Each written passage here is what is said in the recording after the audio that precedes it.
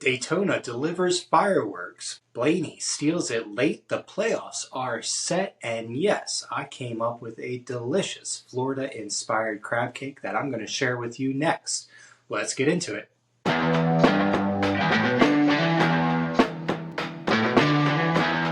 Well, hi folks, welcome back to Racin-n-Braisin. I am CJ, a lifelong NASCAR fan and chef. Today we are going to recap the regular season finale from Daytona. The playoffs are locked in. We'll have an SVG Minute and we'll give that race a thumbs up or thumbs down. Finally, we'll round things off with a talk about my Florida-inspired crab cake. So let's get right on into it. All right, let's set it up. Qualifying canceled because of thunderstorms. So the metric, the magic wand that NASCAR has created, set Blaney and Bowman on the front row. Now remember the stat that I gave you on Thursday that said that the last person to win from the first starting position was Dale Jr. back in 2015? Well, we saw it again with Blaney getting the win. However, we'll get into how he got to that here in a moment. Let's continue on with the other big news as the race was approaching its start. William Byron got a massive penalty, failed pre-race inspection twice, and the team was caught making adjustments to the spoiler, which they then failed another inspection. Rudy Fugle ejected, they lost their pit selection, had to start in the back, and had to serve a stop-and-go penalty on the first lap. So, big penalty right off the bat. Pre-race had amazing festivities and ceremonies. The anthem was hauntingly beautiful. The Army sent some helicopters in to deliver the green flag. Quite the spectacle and a great and touching tribute to the late Humpy Wheeler. So things kicked off in stage one. Blaney led early. Byron served his penalty, and we saw a pretty early caution with Casey Mears cutting a tire, so that negated the penalty to Byron. He got his lap back. Right after that, Tyler Reddick gave us quite the stir. Had some contact with Todd Gilliland coming off of turn 4. The two of them went spinning. Reddick got some damage to his nose as he impacted the inside wall. Moderate enough for sure to cause some concern about how it was going to affect his aero through the rest of the race. So early drama already unfolding for a playoff contender. Well, on the next restart, we get 2 more laps into it and boom, the big one hits. So the big one takes out all of the big contenders, really. It was a racing deal. I don't think it was anyone's fault in particular. Bubba Wallace took blame for it in his post-care center interview. But really, it was just guys ran out of room. They were coming off of 4, and it was 3 wide with Logano in the center. Busch and Wallace kind of went across the nose of Logano on both sides, collected their noses together, and then chaos ensued. 12 cars involved in the big one. Took out some big names. Stenhouse, Busch, Cindric, Bowman obviously out on that one. Now, it did cause a red flag, 8.5 minutes, which wasn't too bad. And once they got going, the 48 team was in the garage with that car attempting to get it fixed. Unfortunately, after they got things back under green flag and they were trying to make as many repairs as they could, they realized that there was not enough that could be done to get the car back on track.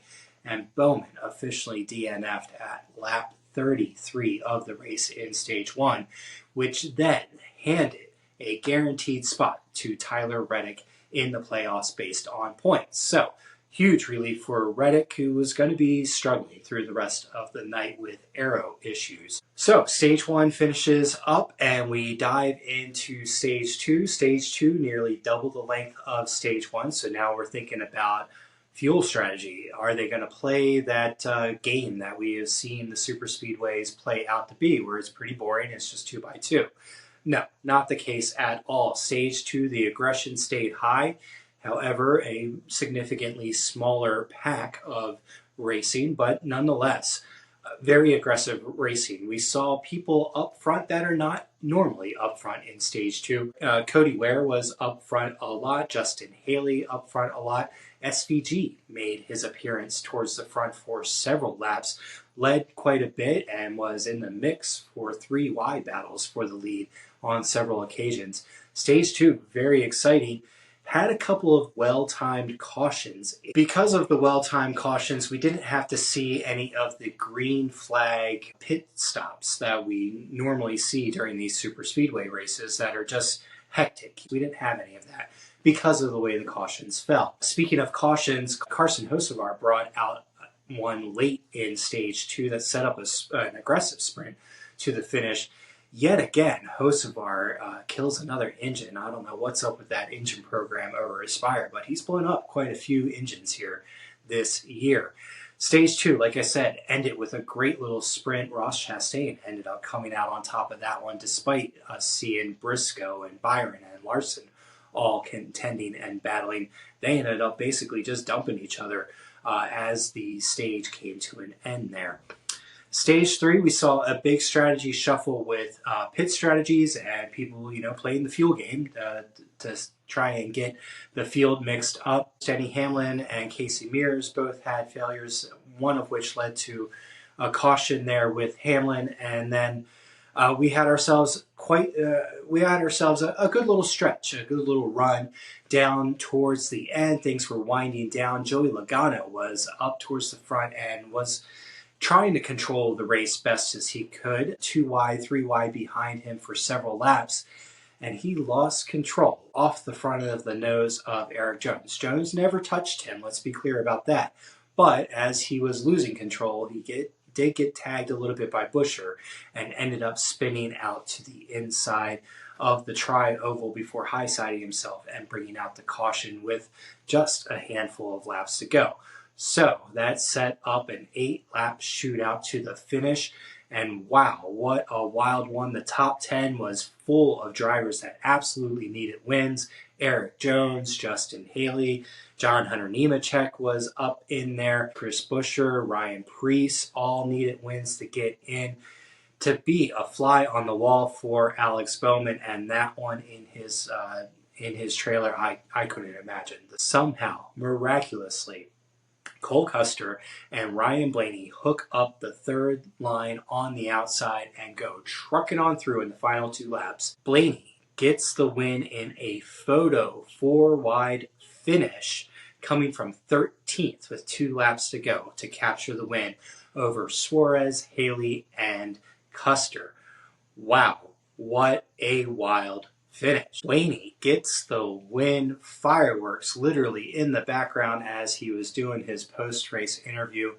This race had 44 lead changes and 8 cautions. So with Blaney's win, that locked in the playoff grid. There was no further changes to it. Like I said earlier, Reddick advanced on points early in the night, and because Blaney got his second win of the season, Bowman was able to lock in on points as well. Blaney's win is definitely great momentum for that team as we begin the playoffs next week in Darlington. I will get my playoff bracket set this week and let you guys know how that looks and what my predictions are for this 10-race run to the final. Be on the lookout for that Thursday when I give you guys a preview of the Darlington race. Before we put a thumb on the Daytona race, let's go ahead and give ourselves a quick SVG minute.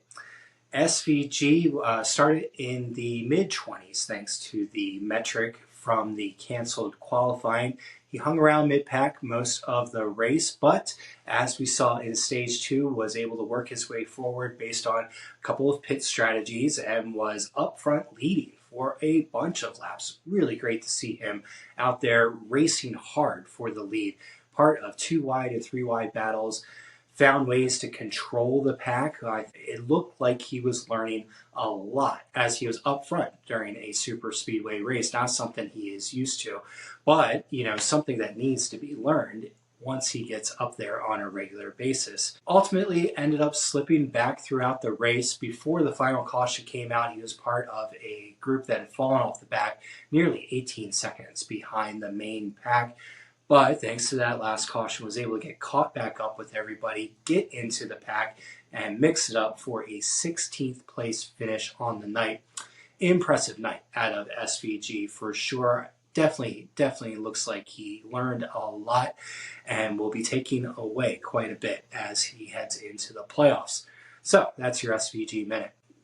Next up, let's put a thumb on Daytona. All right, guys, well, I think this is an obvious one. This is going to be a thumbs up for sure. Daytona absolutely delivered. I don't know what happened, but all of a sudden we had really good super speedway racing at Daytona.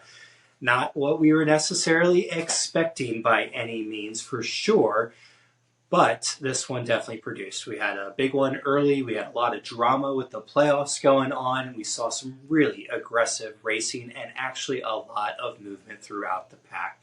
So finally getting a good drafting style race out of Daytona. Definitely earned a thumbs up out of me. Let me know what you guys thought of the race in the comments down below. I'm keeping a running tab of it. Leave an emoji of a thumbs up or thumbs down and give me a reason or two as to why. So far this season, we are running at a 64% thumbs up, and that's thanks to 45 votes so far on the season. I truly appreciate all you guys chiming in on thumbs up or thumbs down. All right, before we dive into the mouth-watering segment of this episode, let's touch on the news that you may have missed throughout the weekend real quick. As we saw with the Army helicopters and their spectacle, quite the tribute to Humpy Wheeler, who passed away earlier this week, a true icon in the sport. Track promoter, longtime track promoter for Charlotte Motor Speedway. He will surely be missed by the entire community. Parker Kligerman got the win. Sort of.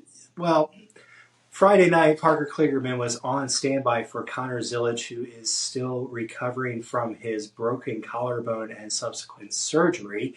Zillage started the race Friday night, however, quickly jumped out of the car. He gets the points credit for the win that Parker Kligerman ultimately ended up taking in the 88 car. Pretty cool to see Parker get a victory in the Xfinity Series after so many years of trying. Ram Trucks and Colleague Racing have announced a partnership for 2026. Colleague is going to field 5 of the Ram trucks for the 2026 season. This is fueling massive speculation about the possibility of Dodge returning and Colleague being the flagship race shop for Dodge's return possibly in 2027. Connor Zillage was also in the news on Saturday with the long-awaited announcement of his ascension to the Cup Series with Trackhouse Racing. No news yet on what car number he'll be driving, but we do know his main sponsors are going to be Red Bull and WeatherTech. He'll be joining Ross Chastain and SVG next season. And finally, real quick, for all of you gamers out there, the NASCAR 25 game cover was revealed this weekend with William Byron being front and center, flanked by Ryan Blaney and Christopher Bell. Looks pretty good. I've seen some of the clips of what the gameplay looks like, and the graphics look fantastic. And it looks like there's a lot more to choose from this time. Probably going to be one of the better renditions of any of the NASCAR games here recently. There's been a lot of complaints about them throughout the years. Hopefully this one, set to be released in October, delivers for you race game fans. And finally, guys, I know your mouths are watering thinking about the crab cakes that I've been talking about early on in this episode. Let's go ahead and dive into how all of that played out for me. As you know, I try to think of things that would be regionally appropriate for each of the tracks that NASCAR travel to each weekend. This weekend, with them being in Daytona, I got the coastal vibes out. I lived in Florida for a time, so I know seafood dishes, definitely a heavy influence around there, of course, with balances of sweet and heat all up and down the coast. So that's what I was going for. I took a trip to the grocery store and picked out, of course, some crab meat, found myself some oranges, because that's, of course, Florida's fruit, and grabbed some serrano peppers, shallots, and grabbed myself some Brussels sprouts and some country ham to put as my side, and took it home to figure out what I was going to do with it. Took me a while to figure things out, but I started with getting my Brussels prepared as my side dish, soak them in some broth to get the stems kind of softened up before I put them in the air fryer with the country ham. That was going to be my side. I decided to use the orange juice in a brown sugar reduction as a glaze for the Brussels sprouts. Absolutely delicious and a perfect pairing for what turned out to be a fantastic crab cake. The crab cake itself, I finely minced the serrano pepper, the shallot, and some garlic, and put that in my crab mixture that had some eggs, some mayo, a splash of Worcestershire, and hot pepper sauce with a pinch of salt, pepper, paprika, and mustard powder in there as part of my mix. And then finally, I used some crushed up Ritz crackers as my breading binder to keep everything together. Mixed it all up real good, put it in some ring forms, and allowed it to set up a little better in the refrigerator before finally putting it on the griddle, getting the faces of the crab cakes seared up and looking nice and beautiful, as you can see here. I finished it up in the oven to make sure it was cooked thoroughly, paired it up with those Brussels that were glazed in that wonderful sauce. And as a last minute addition to it, decided to add a remoulade with some of the orange zest. The pairing of orange, serrano, and crab meat was awesome. Good balance of sweet and heat there, and a little bit of succulence coming from the crab meat. I highly recommend it. Go ahead and check out in the description down below a recipe and description of how I put it all together. So that puts a wrap on our Daytona recap. Daytona absolutely delivered this weekend. Great racing out of both races this weekend, and we now have a set playoff field.